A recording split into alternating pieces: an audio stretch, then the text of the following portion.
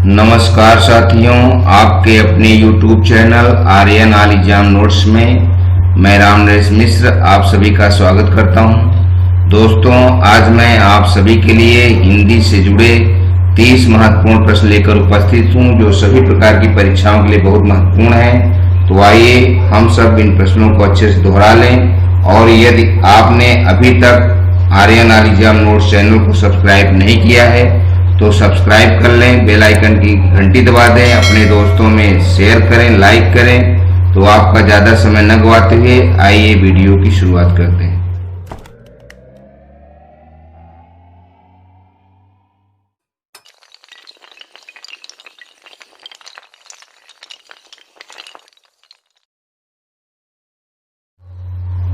दोस्तों, हिंदी भारत की राष्ट्रीय भाषा है और हिंदी का ज्ञान सभी को होना आवश्यक है। इसी कारण से भारत की विभिन्न परीक्षाओं में हिंदी से जुड़े प्रश्न अवश्य पूछे जाते हैं। तो आइए हम सब अपनी हिंदी को और अच्छे से बनाने के लिए हिंदी के विभिन्न प्रश्नों को अच्छे से याद कर लें, जिससे हमें परीक्षाओं में असफलता न मिले। हिंदी भाषा से जुड़े बहुत महत्वपूर्ण प्रश्नों का हमने यहाँ चुनाव किया है। प्रश्न 1 है, व्युत्पत्ति के आधार पर संज्ञा के कितने भेद होते हैं? तो यहाँ दिए गए ऑप्शनों में से ऑप्शन ए सही है, 3। व्युत्पत्ति के आधार पर संज्ञा के 3 भेद होते हैं। प्रश्न 2, वकील किस भाषा का शब्द है? तो यहाँ दी गई भाषाओं में से सही भाषा ऑप्शन बी है, अरबी। वकील अरबी भाषा का शब्द है। ये सभी प्रश्नों को अच्छे से दोहरा लें। यदि हम प्रश्नों को अच्छे से नहीं दोहराएंगे तो अक्सर परीक्षाओं में गलतियां कर देंगे। इसलिए इन सब प्रश्नों को सरल न समझें, और अक्सर हम गलतियां कर ही देते हैं। तो इस सब बातों का ध्यान दें और अच्छे से याद करें। प्रश्न 3, लोटा छत से गिरा में कौन सा कारक है? तो यहाँ दिए गए कारकों में से ऑप्शन बी सही है, अपादान। लोटा छत से गिरा में अपादान कारक है। यहाँ लोटा और छत में अलगाव दिखाई दे रहा है, इसलिए अलगाव होने पर अपादान कारक होता है। प्रश्न 4, निम्न शब्द में विशेषण है।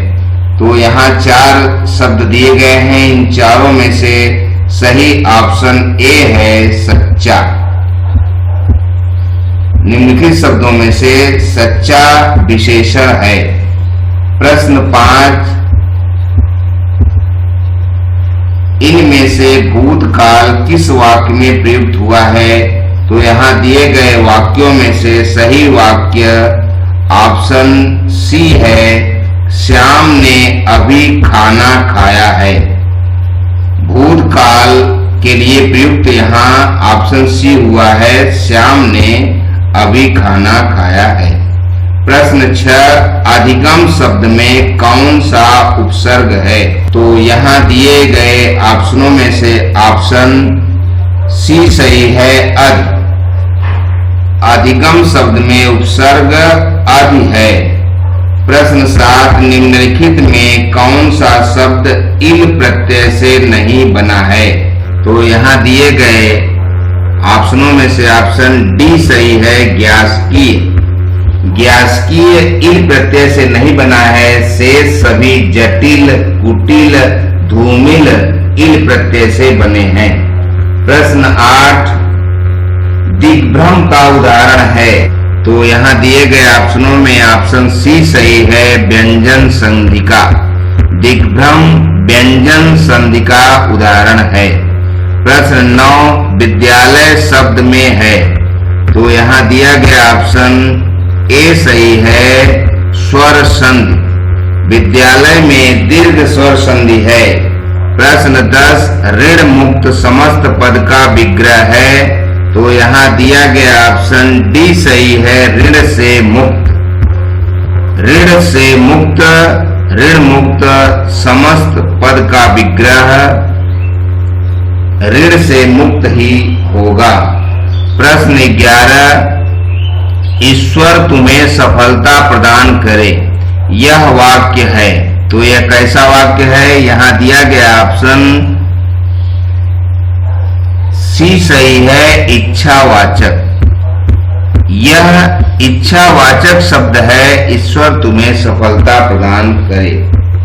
प्रश्न 12, स्थिति में परिवर्तन न होने के भाव को व्यक्त करने वाली सही कहावत है। तो यहाँ दिया गया ऑप्शन डी सही है, वही ढाक के 3 पात। प्रश्न 13, अश्व का पर्यायवाची शब्द निम्नलिखित में से कौन सा नहीं है? तो यहाँ दिया गया ऑप्शन सी सही है, कटक। कटक अश्व का पर्यायवाची शब्द नहीं है। शेष ऑप्शन ए घोड़ा, बी घोटक और डी है सभी अश्व के पर्यायवाची शब्द हैं। प्रश्न 14, नीचे दिए गए परस्पर विलोम शब्दों के जोड़ों में से गलत को चुनकर लिखिए। तो यहाँ दिए गए ऑप्शनों में से ऑप्शन ए सही है, नश्वर विनश्वर। नश्वर और विनश्वर परस्पर विलोम शब्दों के जोड़े सही नहीं है। शेष बी निरर्थक का सार्थक, पक्ष का विपक्ष, पतन का उत्थान सही विलोम शब्द हैं। प्रश्न 15, निम्नलिखित वाक्यांश के बदले में एक शब्द का चयन कीजिए जो नम्रता से बोलता हो। तो उसे क्या कहते हैं? यहाँ दिया गया ऑप्शन सी सही है, मृदुभाषी। नम्रता से बोलने वाले को मृदुभाषी कहा जाता है। प्रश्न 16, क्रोध किस रस का स्थायी भाव है? तो यहाँ दिया गया ऑप्शन बी सही है, रौद्र। क्रोध रौद्र रस का अस्थायी भाव है। प्रश्न 17, चंद्रमुखी शब्द में कौन सा समास है?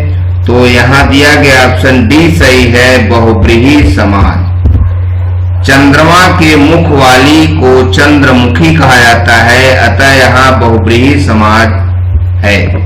प्रश्न 18, श्वास के आधार पर वर्णों के 2 रूप होते हैं। तो कौन कौन से रूप होते हैं? यहाँ दिया गया ऑप्शन बी सही है, अल्प प्राण, महाप्राण। श्वास के आधार पर वर्णों के 2 रूप अल्प प्राण और महाप्राण होते हैं। अल्प प्राण में वायु कम मात्रा में बोलने में लगती है और महाप्राण में अधिक मात्रा में बोलने में लगती है। प्रश्न 19, आश्रय शब्द का तद्भव रूप है। तो यहाँ दिया गया ऑप्शन ए सही है, आसरा। आश्रय का तद्भव रूप यहाँ आसरा है। प्रश्न 20, हिंदी के शब्दों का लिंग निर्धारण किसके आधार पर होता है? तो यहाँ दिया गया ऑप्शन बी सही है, संज्ञा। हिंदी के शब्दों का लिंग निर्धारण संज्ञा के आधार पर होता है। प्रश्न 21, इनमें से पुल्लिंग शब्द कौन सा है? तो यहाँ दिया गया ऑप्शन बी सही है, बुढ़ापा। यहाँ बुढ़ापा पुल्लिंग शब्द है। प्रश्न 22, सर्वनाम के कितने भेद होते हैं? तो यहाँ दिए गए ऑप्शनों में ऑप्शन ए सही है, 6। सर्वनाम के 6 भेद होते हैं। प्रश्न 23, अनिल दोहरे चरित्र का व्यक्ति है, वाक्य में विशेषण है। तो यहाँ दिया गया ऑप्शन सी सही है, संख्यावाचक। अनिल दोहरे चरित्र का व्यक्ति है, यहाँ संख्यावाचक विशेषण प्रदर्शित किया गया है। प्रश्न 24, क्रिया के होने के समय को कहते हैं। तो क्या कहते हैं? यहाँ दिए गए ऑप्शनों में से ऑप्शन ए सही है, काल। क्रिया के होने के समय को काल कहते हैं। प्रश्न 25, सम उपसर्ग किस शब्द में है? तो यहाँ दिया गया ऑप्शन डी सही है, उपर्युक्त सभी। सम उपसर्ग ऑप्शन ए संयोग, बी संभव, सी संबोधन सभी में दिया गया है। प्रश्न 26, धनवान शब्द में मूल शब्द क्या है? तो यहाँ धनवान शब्द में मूल शब्द ऑप्शन ए सही है, धन। धनवान शब्द में मूल शब्द धन है। प्रश्न 27, पुनर्जन्म का संधि विच्छेद है। तो यहाँ दिए गए ऑप्शनों में से ऑप्शन सी सही है, पुनः धन जन्म। प्रश्न 28, पवन शब्द का संधि विच्छेद है। तो यहाँ दिए गए ऑप्शनों में से ऑप्शन सी सही है, पो धन अन। पो धन अन बराबर पवन, संधि विच्छेद सही है। प्रश्न 29, रघुपति शब्द किस समास का उदाहरण है? तो यहाँ दिए गए समासों में से रघुपति के लिए सही ऑप्शन सी है, बहुव्रीहि। रघुपति शब्द बहुव्रीहि समास का उदाहरण है।